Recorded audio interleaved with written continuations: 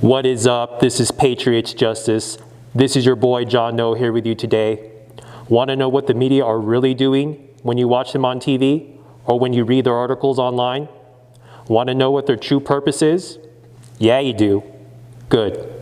Because today we're going to be talking about the media and why they're rightfully called fake news. Here we go.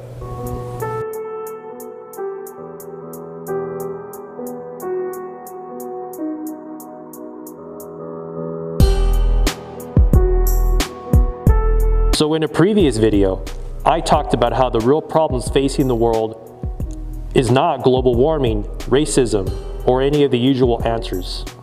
I said that the real problem facing the world today is the ideas responsible for the loss of freedom and individual rights. Today, there is one main source of these bad ideas: the universities. Members of the mainstream media and the press, cultural influencers, educators outside of college, and politicians get their marching orders from the universities.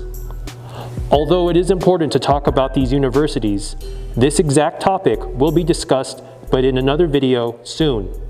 Because today, I want to talk about the media and what they are really up to.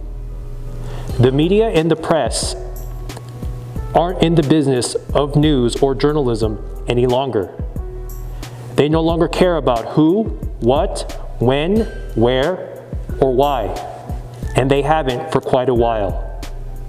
They decided years ago that their directive was no longer simply to report events objectively as bystanders, as journalists. They began to see themselves as agents who could drive events and actions by actively but covertly promoting a certain agenda, backed up by a certain set of ideas. Most of the time, the media is lying to you outright, or they're lying by omission. As a rule, lying is done for one reason: to control you. What the media does now is simply this: they are in the business of selling you emotion. They figure that if they can control your emotions, they can control your mind, and they can condition you to override facts and reason. Then, they stand a great chance at making you believe whatever they want you to believe. Or at the very least, they can make you silent and harmless and demoralized if you don't go along with their agenda. Read their headlines. Listen to their hacks. They all use the same highly demonizing and highly emotional language. It is this carefully chosen language that their viewers hear, which is meant to control and shape their opinions with every news story. Despite the fact that trust in the media is failing, and for good reason, the media still see themselves, and a great many of their viewers indeed still see them, as authority figures. Many of them are household names. Some viewers still see them as trustworthy and treat their material as such. And this is unfortunate. The media know this, and they exploit their waning but still intact image of authority and also their pretense at being objective news outlets, because they believe that appearing to take the high ground and acting like decent people is the way to go when their agenda and motives come into focus and question. They want to get by and be treated on the merits of their industry, journalism, but from about 80 years ago, when there was, by and large, a truly free press.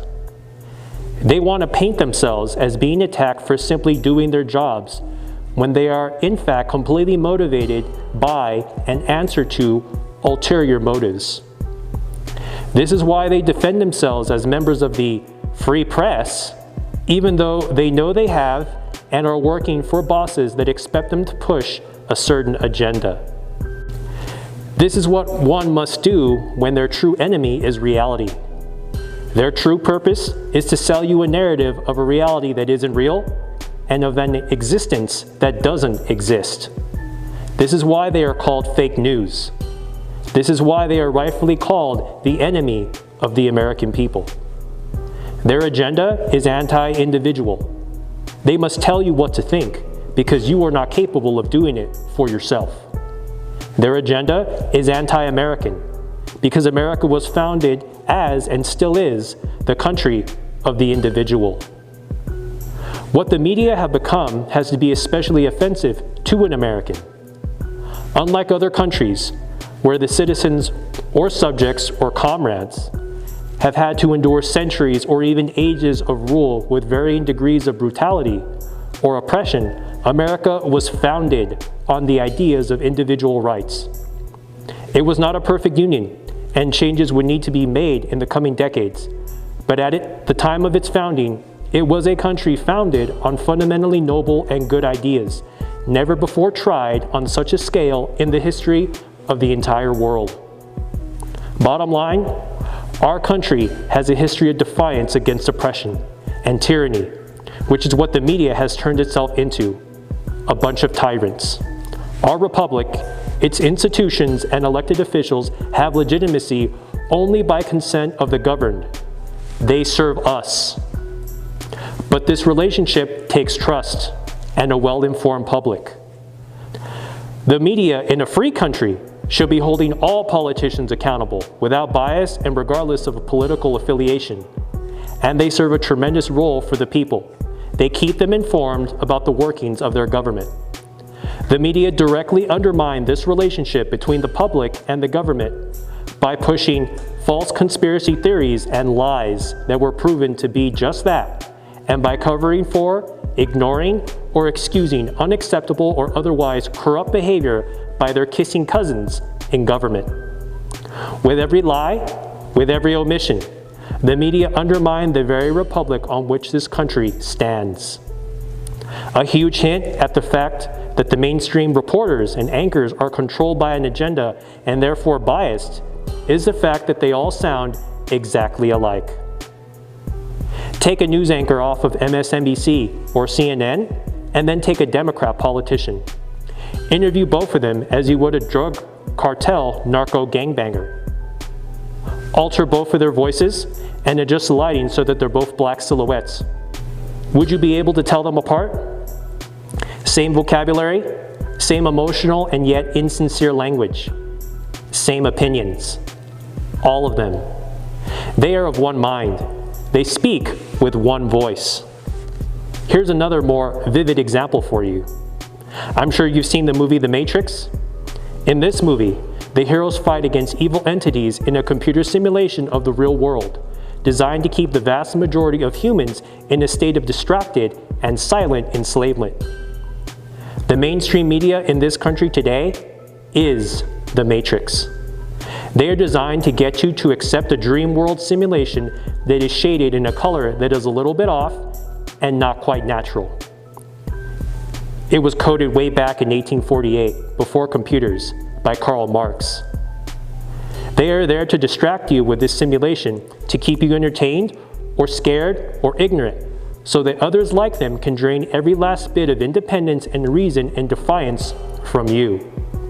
And so long as you are hooked on them, no escape is possible. Start to see the media as they are, not as they seem.